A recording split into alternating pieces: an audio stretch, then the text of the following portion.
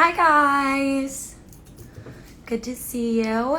We are going to be having Will Wood on in just a moment, and as soon as he gets here, hi Jess, I will get him on. Yeah, I'm really excited to have him on. If you guys checked out the lyrics that I just posted earlier, they're pretty cool. Yay, there he is. Okay, so I'm just gonna request to join us, and I will let him introduce himself a little bit and we can get started.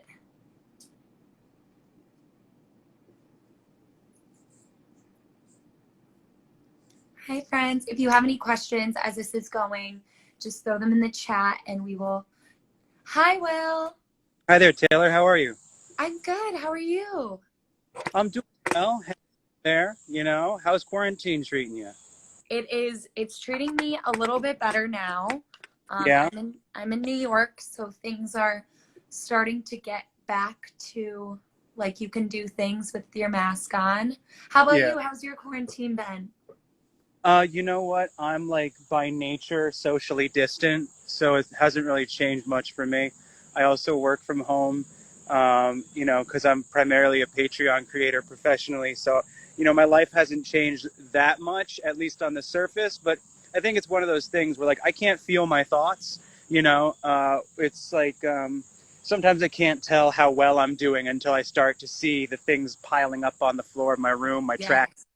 out, and I go, "Oh, I'm doing terribly right now, aren't I?" Smile across my face, and then I look around, "Oh, I'm non-functional, aren't I?" Yeah. So, comes and goes, ebbs and flows, strikes and gutters, sharps and flats. But things are getting a little bit better in New York, huh? Yes, they are. They're getting a bit better. We just eat outside and have like dumpster trucks come by while we're having a dinner. It's Right. excellent. But thank you so much for joining us today. I'm so excited to have you on. I just watched your new lyric video, and I know that you're gonna have so many wonderful things to share with us. So, for anyone that is joining from Will's channel, my name is Taylor. I'm the Director of Communication at heartsupport. We're a mental health organization. If you need any support, head to our support wall. And Will, I would love if you would introduce yourself. Hi, I'm Will Wood. Uh, I'm a musician and Patreon creator from the sticks of Northwest Jersey. I'm coming to you from outside my little saltbox colonial on the Delaware River. Oh, Uh, so nice. it's beautiful out here. Yeah. I've always been a big fan of.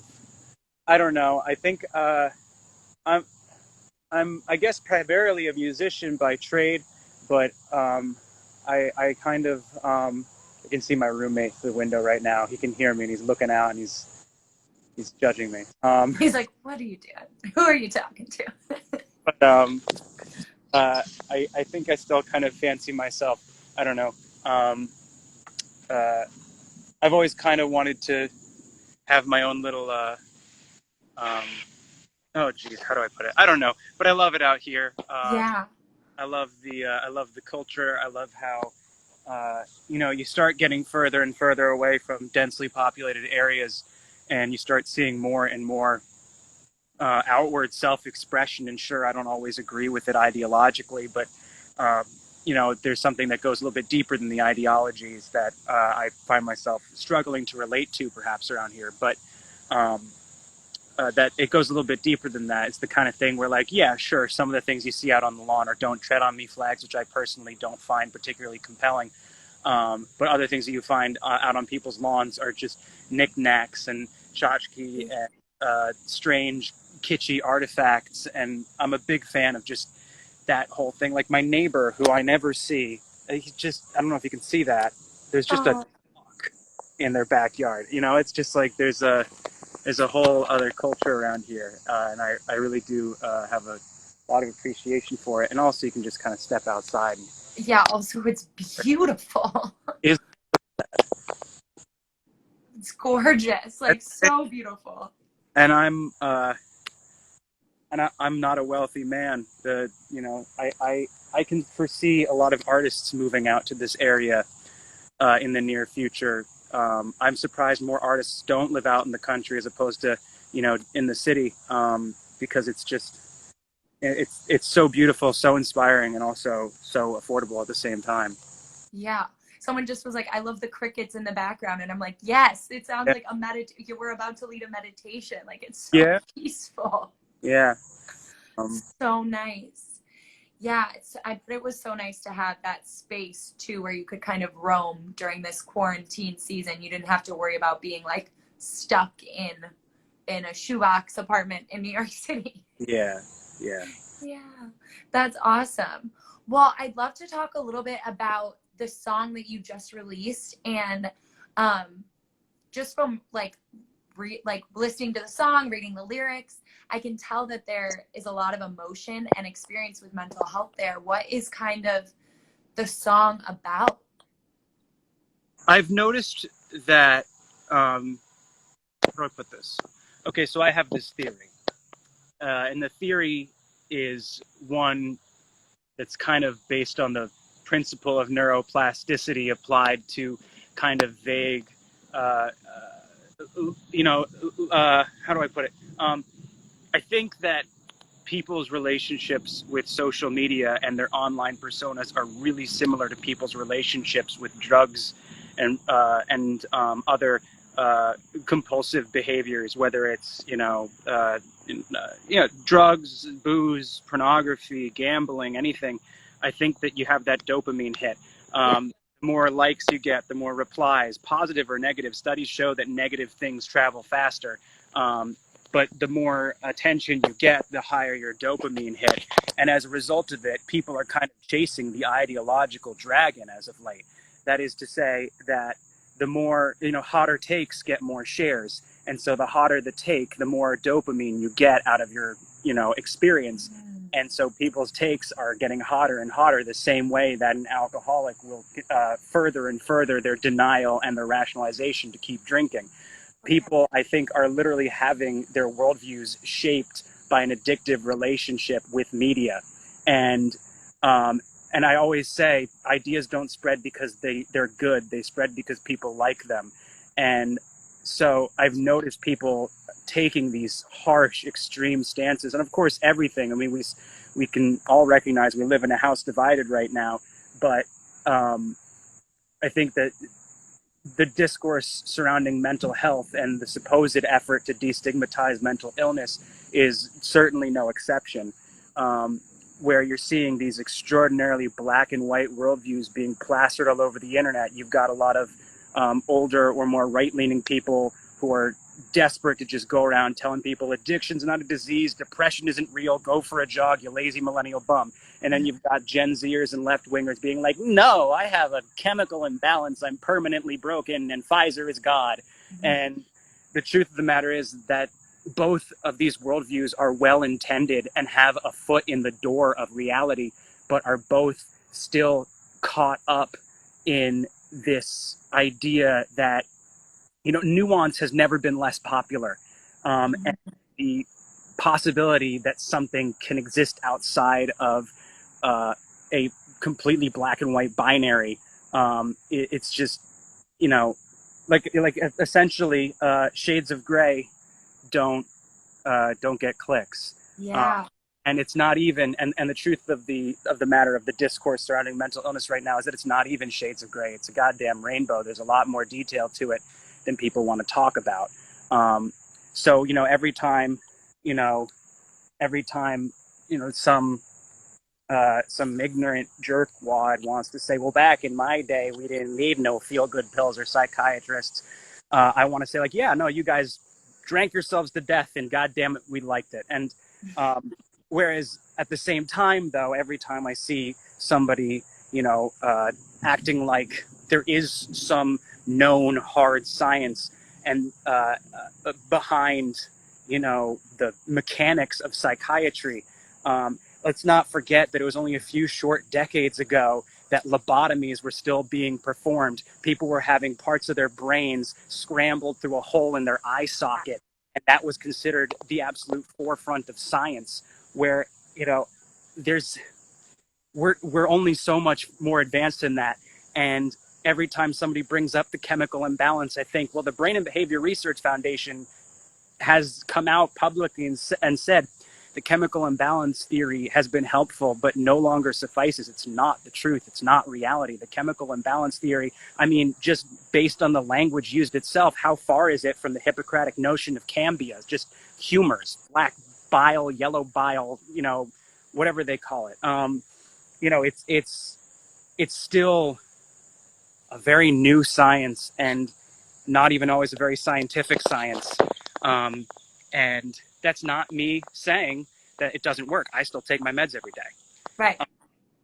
And that's exactly the issue, is that we've got these two sides who just want to glom on to one half of the worldview without acknowledging that the other side may have something to offer as well, because we're not just, we're not just contemplating the facts and trying to reach the truth. We're aligning ourselves. Yeah. We identifying with our opinions. We are tribalized with our opinions. We are creating our social circles through our opinions.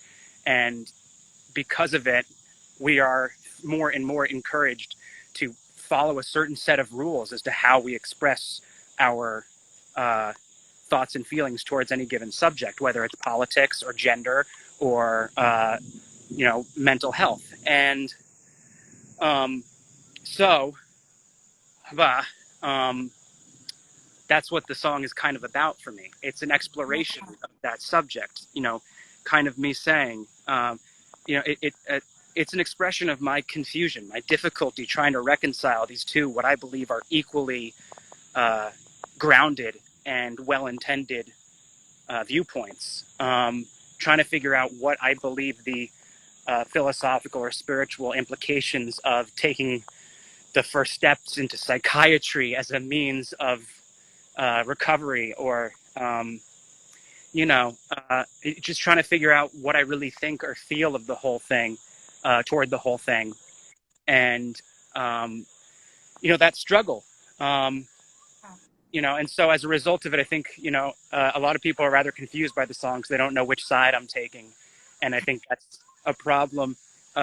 Satire isn't always the best way to get out a nuanced argument, or to make some claim that doesn't follow a like, how do I put it? It's tough to. I saw somebody say it's once that it's tough to come out and say something publicly that hasn't already been summed up in a hot tweet.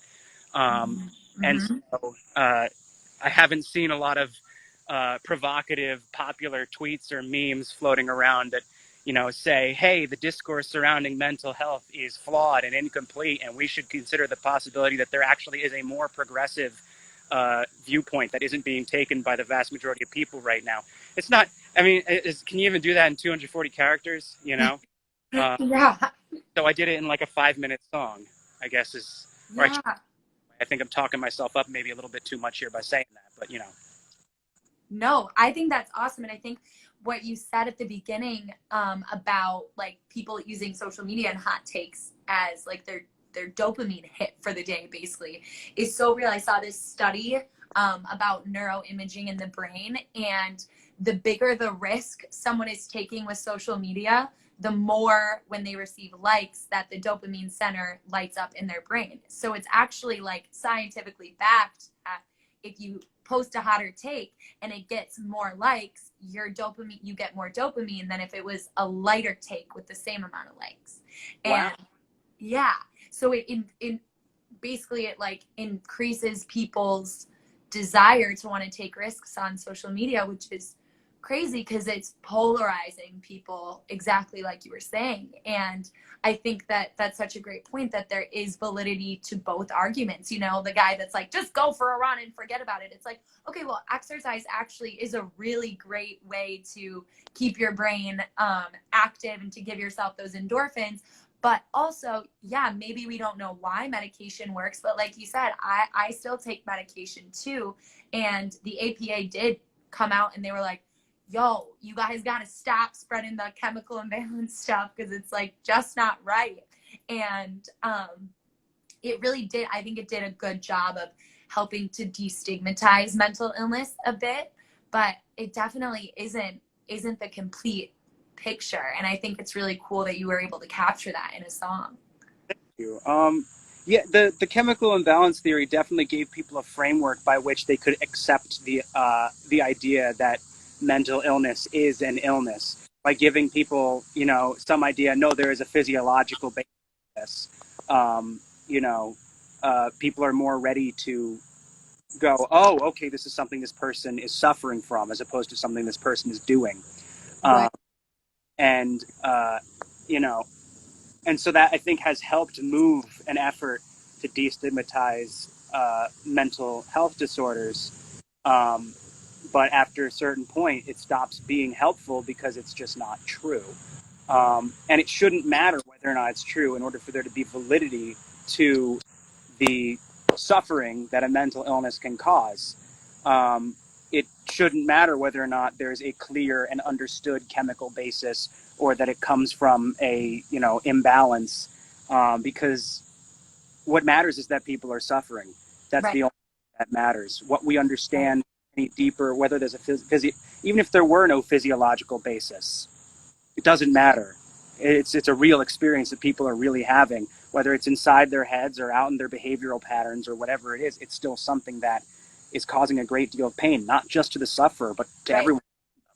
Um, and so, you know, even if you want to identify it as some kind of spiritual ailment or spiritual disease, it's still it's still something. It's still an experience that sucks to Right. have, you know, and that's all that matters. Right. Exactly. Yeah, that really is it's all that matters is that that's something that, you know, and when one person, I think this is something we're really kind of society is seeing now, is that when one person suffers, society at large is impacted by that. And so Yeah. that's why we really need to make an effort to care about people and to help people, even if we don't necessarily understand exactly what the root cause of their suffering is. Yeah. Which I think is really important. A lot of people are saying, thank you so much for talking about this. I love Marsha. Um, yeah, you guys, you guys can get awful. Someone said bloodletting is the answer. um, yikes. Yeah. What about like? I feel like you seem so knowledgeable about this topic, and Marsha is so nuanced, like you were saying, which is something that a lot of the conversations around mental health are not. What has been your experience that's led you to kind of being passionate about this topic? Um, I guess this is something I've been thinking about a lot recently. Um,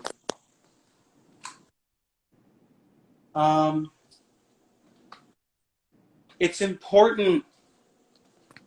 How do I put this? So, you know, as I was saying a bit ago,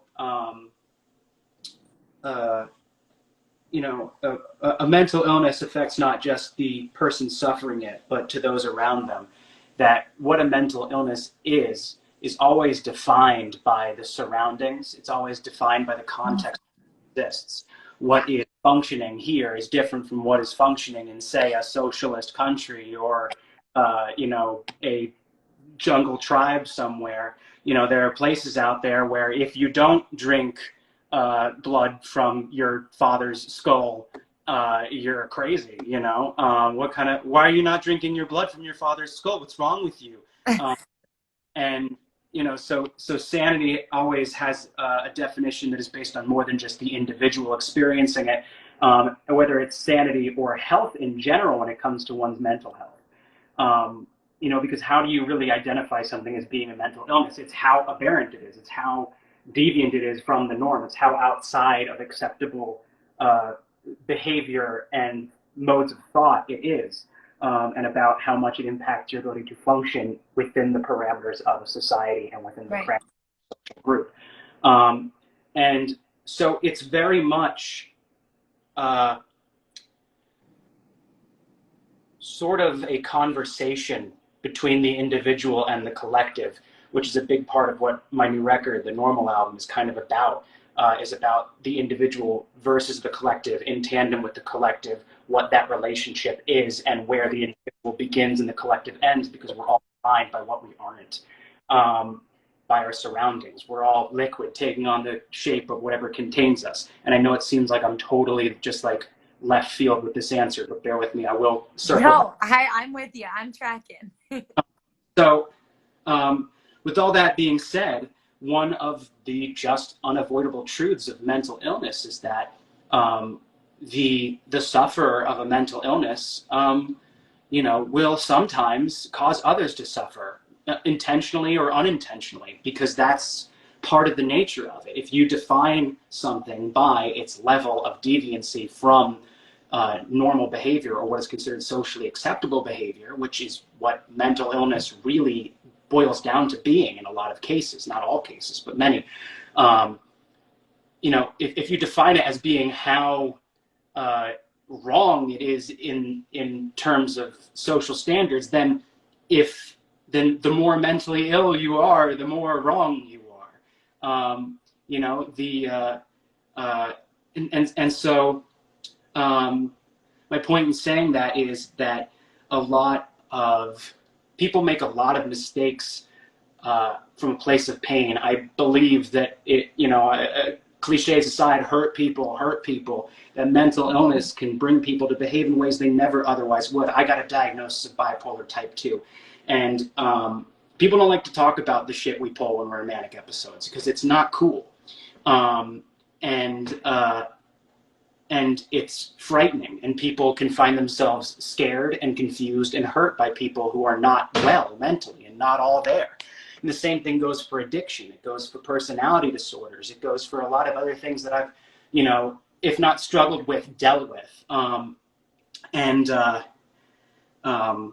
or encountered. And so with mental illness really being not just an individual, but a social ailment, it's important that we have the conversation about responsibility, about accountability in a society that right now claims to be how do we put it? We don't currently live in a culture that, once again, we go back to the extremes and the lack of nuance, that particularly values compassion. We never really have lived in a culture that values compassion. Humanity doesn't tend to value that, really. We say we do in our religious texts and in our laws, but we don't really. We have a retributive justice system. We love revenge. We love dragging people through the mud. We love attacking each other, tearing each other down. We're, cannibals and carnivores and a virus with shoes. And so we're not a culture that tends to gravitate towards forgiveness and compassion, even when we're also simultaneously trying to have a discussion about the destigmatization of mental illness. But you cannot destigmatize mental illness without being willing to forgive people for the mistakes and errors they make while mentally ill. Because one of the very definitions of mental illness is being crazy. And you know what? People hate crazy people. People are scared of crazy people. Crazy people suck. And that's not to say people with depression or anxiety suck. That's not to say anybody with a mental illness sucks. What I'm saying is that we see a schizophrenic screaming in the streets. We cross the street. We, fingers X'd. We keep our head down. We look away, and that person continues to suffer. That person continues to struggle because we have no literal or cultural systems in place to help that person. And that goes whatever aberrant or even abhorrent behavior that people with serious psychiatric disturbances can engage in. And so, because I've had to think about how responsibility works, how forgiveness works, how compassion works, and how we need to have it for ourselves and one another in a culture that right now is especially opposed to that. How mentally ill do you think Ellen DeGeneres is? We're all talking about how Ellen DeGeneres is so mean to everybody. Do you think Ellen DeGeneres isn't a wounded, terrified, scared woman? I can imagine being Ellen DeGeneres to being one of the most traumatizing experiences in the world because you're basically the first lesbian, like historically speaking, the first one that ever became the subject of mass media. You're put in this massive pedestal. You're being watched by millions of people at a time. What could possibly be more psychologically wounded than that? I feel bad for Ellen DeGeneres. She's mean as fuck, but you know, when you know, but if we're going to have a conversation about destigmatizing mental illness, we need to consider the possibility that sometimes when people are crazy, it's because they're crazy. We got somebody in the comments right now saying that she's also racist. I haven't heard that, but that's not really my point either. My point is that crazy people are crazy, and we need to decide right now, progressives, are we going to talk about destigmatizing mental illness, or are we going to actively try and hurt anybody who says the wrong thing? Are we going to try and drag people down for shit they say or do when they're clearly fucked up out of their minds? The vast majority, I think, of, oh, geez, I don't know. I guess when it comes down to it, is that on top of it, you start talking like this and people immediately just peg you as some kind of apologist. And that word is so scary, because, I mean, let's take a look at this guy over here. Did we forget about him? Did we forget about this dude? Did we forget about that guy? Huh? Love that guy. He's a cool dude. And so I'm going to get a bunch of angry comments because I have Jesus in my house. But I love Jesus. You're good with me.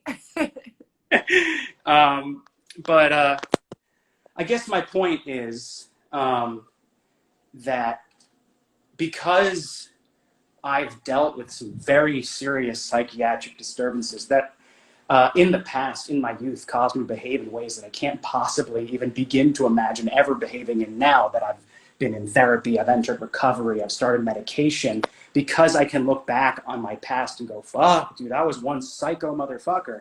I've had to have these thoughts. I've had to go, well, where do I draw the line between, it's not my fault, I was sick, and this is my responsibility.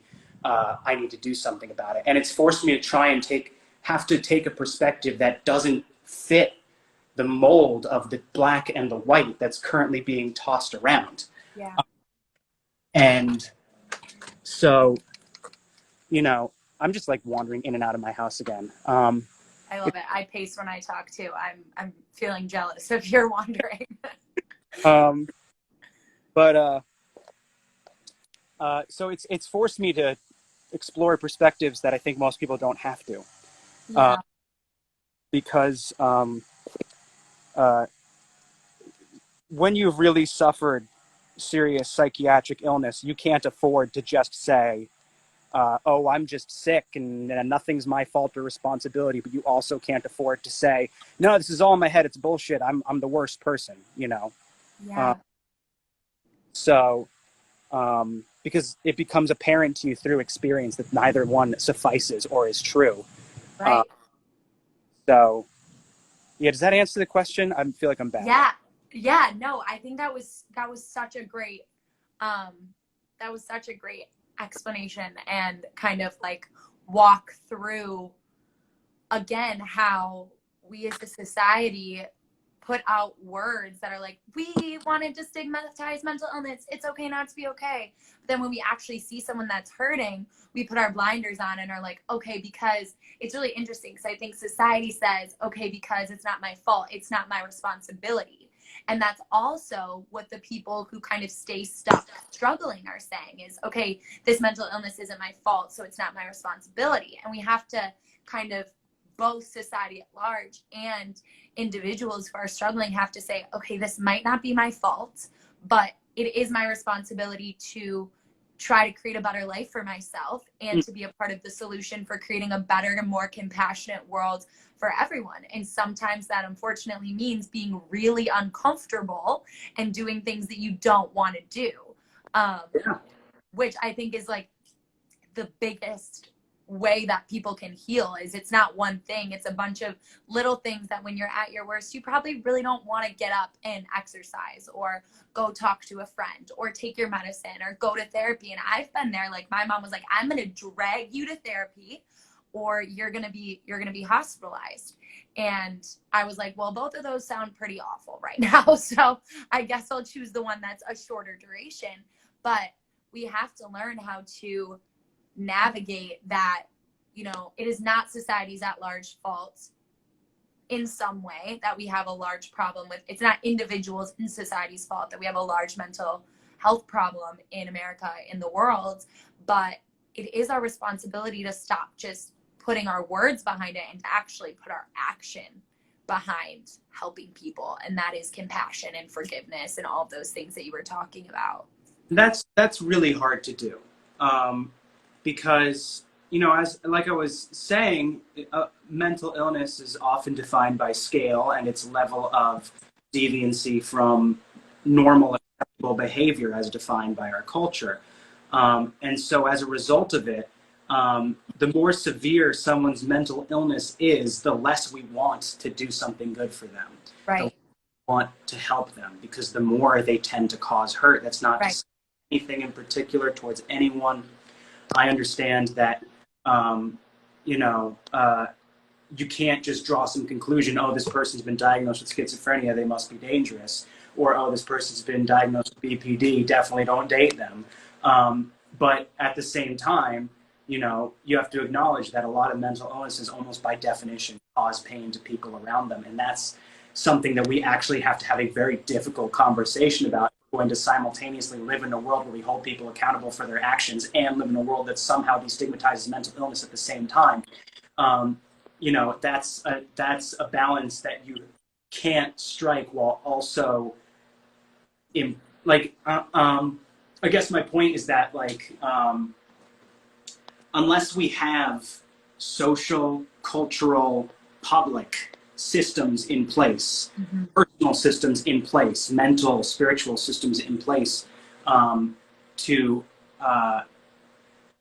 allow, forgive, and learn to accept people, unless we are willing to forgive people for even when they're real fucked up, we can't also say we're destigmatizing mental illness. We just those two.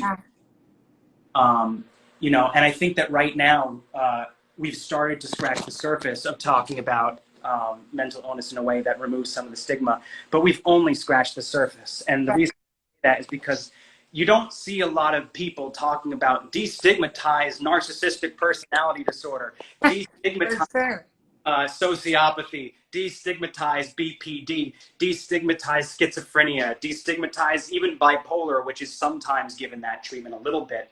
But the point I'm trying to make is we mostly just talk about the things we can diagnose ourselves with. We mostly just talk about the things that are defined as a matter of scale, that are just extreme versions of emotions everybody has, like depression and anxiety. That's not to say those aren't legitimate psychiatric illnesses that people suffer from, but it is to say that the only ones we're really committed as a culture right now to destigmatizing are the ones that we can relate to, as people who don't. Ooh, that's so good. And because of that, we're not really actually making any literal progress in destigmatizing mental illness or making any legitimate progress towards helping people, because we're just sitting around jerking each other off going like, your feelings are valid, my feelings are valid, my feelings are medically validated. And the truth of the matter is that, you know, that's good, that's progress, but what we're really doing right now is we're starting to destigmatize feelings. Yeah. That's real good.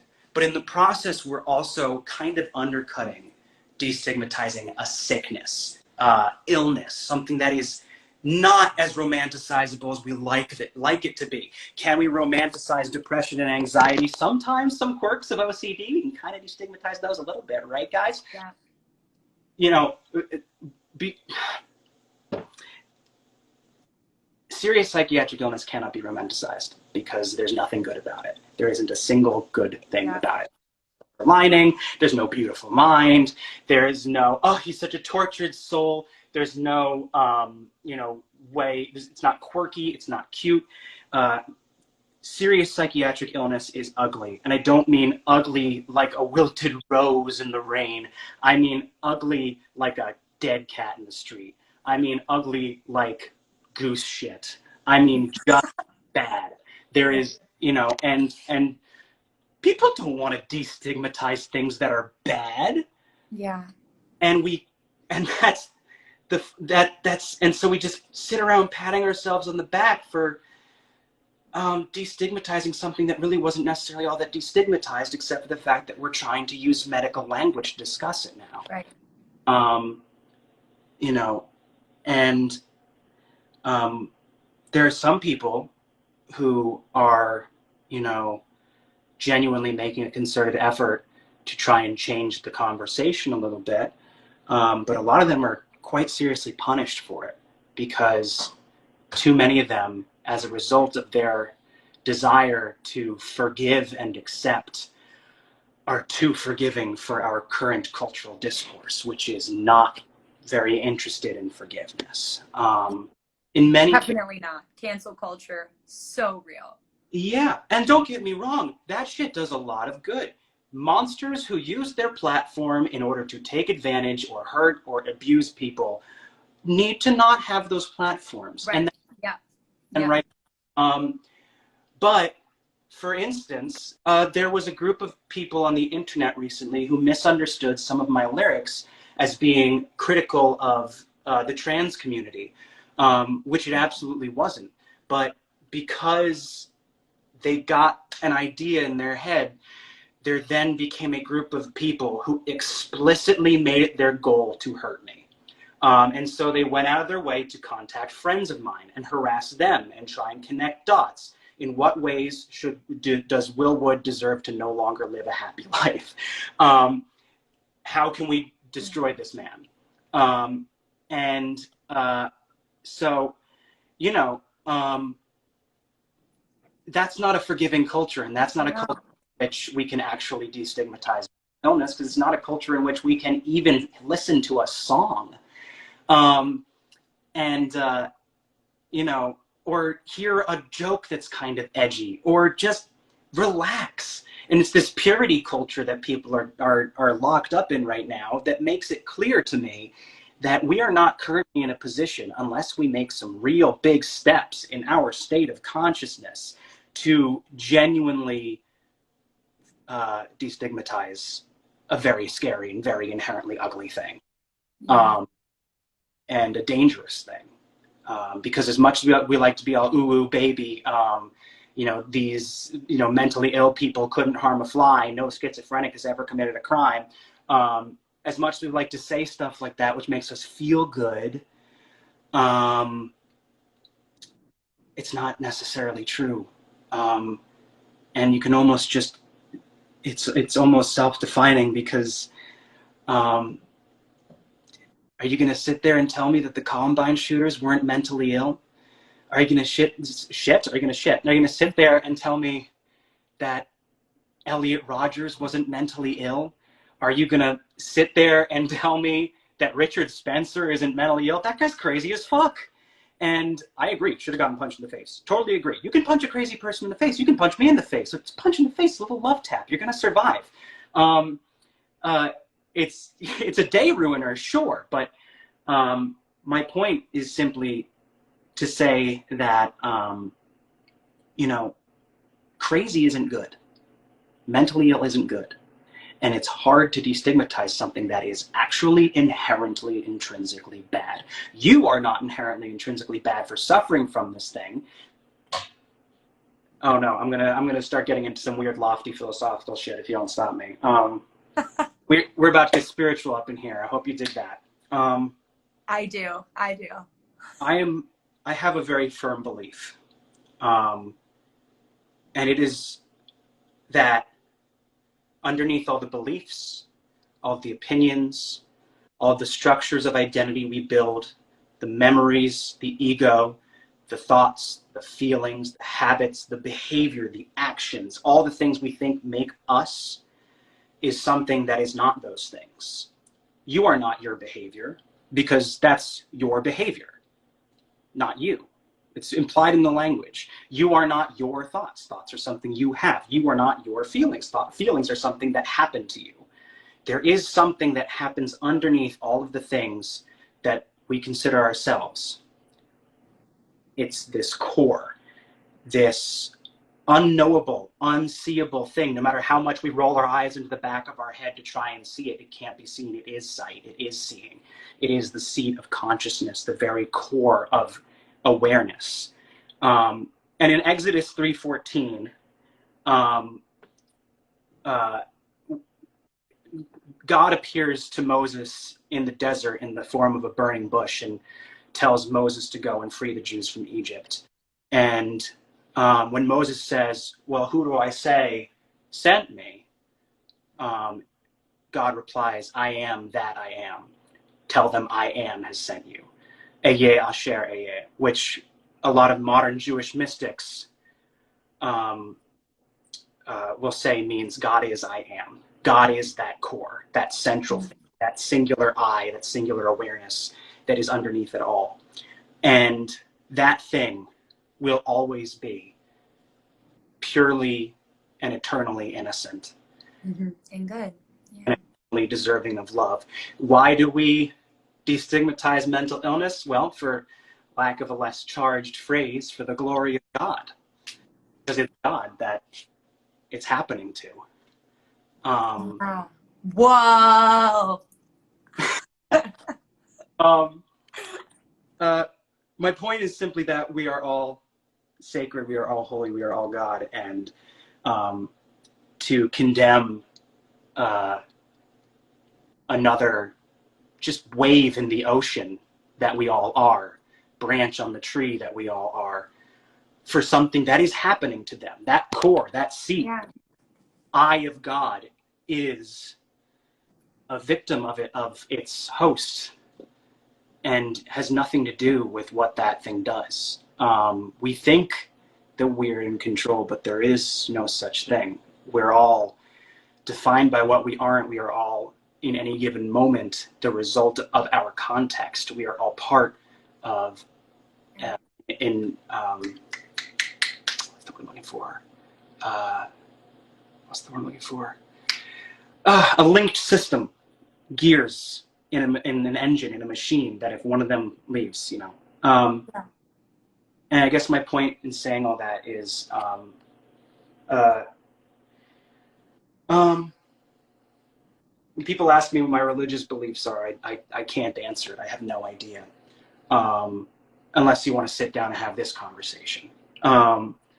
But you know, but I do think that the self, the true self, the non-self that is underneath the self, is something that needs to be protected, even from the person that we believe that self is. Does that make sense? Yeah. Yeah. Yeah. Because it makes sense. I don't know if I can rephrase it in a different way, but yeah, like we are all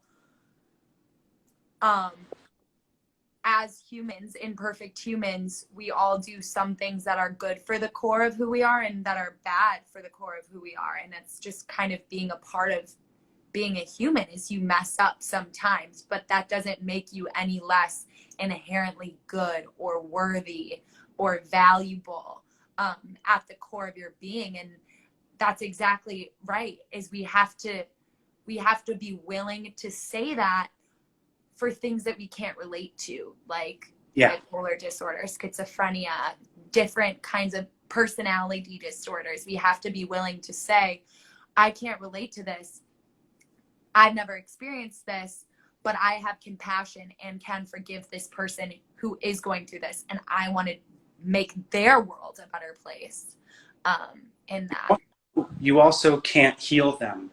Right. Right. We can't heal the sick without, the Hippocratic Oath, first do no harm. If we're going to acknowledge that mental illness is an illness, well, you got a job to do, guys. First do no harm. Or do you not want to destigmatize it, folks? Which one, So, yeah. Yeah. A lot of people in the chat are talking about therapy, which I think is awesome. I'm going to school to be a therapist. I go to therapy. And if you guys need any resources, we do have a partnership with BetterHelp, which is an online counseling website. You can get a free week through the link in our bio or betterhelp.com/heartsupport. It's all virtual. So if you need any of that, or if you want to talk about therapy, head to our support wall, forum.heartsupport.com. Just wanted to give people those resources as they're talking about it. But yeah, I think that's really true. We have to recognize too that you are not people's saviors. You are not going to heal every individual that you come in contact with. You can support them and be a good friend to them, but you're not going to be their healer. Yeah. BetterHelp has had bad reviews in the past, but they redid their whole system. I use BetterHelp. I love my therapist. She's amazing. Yeah, I know people who use BetterHelp and have had a great experience too. Yeah. Yeah. Screaming in caps lock that somebody said something sucks, you know. One thing I know we have to bop off pretty soon. I think you've shared so much wonderful information, and I seriously loved having this conversation with you. I would love to hear more of your thoughts on religion and mental health.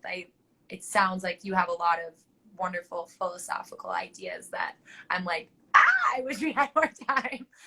But one thing I do love to end with is, if someone watching this right now is struggling with their mental health, anything, what kind of encouragement could you offer? I think it kind of comes down to what I've been saying, which is, acknowledge that you're a victim, but don't let yourself be a victim. Give yourself the compassion and forgiveness that a victim of something deserves. Now take responsibility for it. Because, yeah, you have a sickness. This is something that's happening to you, and my heart goes out to you. I cannot even begin to explain to you how much I understand and how well I understand and how far down and out there I've been. But we have to pull ourselves up, too. Not by our bootstraps. I don't like that phrase. You have to put work. We have to do a little bit of both. And I know it feels like, well, that's not helpful. Thanks. I'm cured. Because what are you going to, so what, buck up, kid? What am I, Jordan Peterson? The truth of the matter is that, there is one thing that Muppet said once that I thought meant something good until he extrapolated from there. But the guy goes around a lot of time and he says, clean your room. Make sure your room is clean. And I thought to myself, hey, you know what? It's a very simple, straightforward piece of advice that really, you know what? I think I understand. Like, there's something to that. Just a very basic, practical thing we can do. Just clean our rooms and watch what happens from there. Start your day with one thing. And then he went on to be like, and also women are terrible and white people are better. And I was like, oh, okay, all right. But, but the, but my point in all that is, I understand, because, a mental illness is one that impacts your ability to choose, your ability to decide, your ability to take actions. I mean, people talk about how, like, oh, why don't people with addiction just stop doing the drug? It's like, because that's what addiction is. The first thing it does is it targets your fucking free will. And I understand it. I've been there. I was an alcoholic for years. But eventually you do have to put down the bottle. It's, I don't know what it is, but there is something in between. And we all have to find that. And we all have to find where in between, I'm hurting and I gotta get up. We need to exist in order to move forward. How much are we going to, how much, I wish I had better advice than just, you got this, dude. But no. What matters, it's kind of, reach out, talk to people, be open about it, hold yourself accountable, take control and responsibility of whatever you can, and the things you can't forgive yourself for, forgive yourself for. So, let yourself go. Take it easy on yourself. Nobody can heal while they're still being hurt. So, be kind to yourself, but don't coddle yourself. Yeah. So, yeah. I think that's really great. That's really great advice. Acknowledge that it sucks and that you can have a responsibility to take part in your own healing. yeah. And I love the idea of just do one thing, like just do one thing, clean your room. Yeah. You guys want one thing to do, head to HeartSupport, post on the support wall, forum.heartsupport.com. Our community will encourage you, whatever you're going through. Watch your Twitch stream, get plugged in, and yeah, there is healing on the other side, but it does take some work to get there, which sucks. I wish it didn't. I wish I could just be like, you're cured, everyone watching, you're happy now. But if you put in the work, you can find healing. Everyone stream Will's album, follow him on Patreon, give him all the love on socials, support Marsha's lyric video, share it, love it, stream it. And if you're here from Will's community, I'm Taylor at HeartSupport. Send us a DM if you want to get plugged into resources or into our community. I answer all of them. It's just me, so you don't have to worry about who you're telling stuff to. You already see my face. And we love you and love to have you in our community. And thank you so much, Will. This was so awesome. I really hope that I can talk to you again soon about all of this. I hope so too. Yeah. Yay. Cool. Well, thank you so much. Have a good night. You too. See you, Taylor. Bye.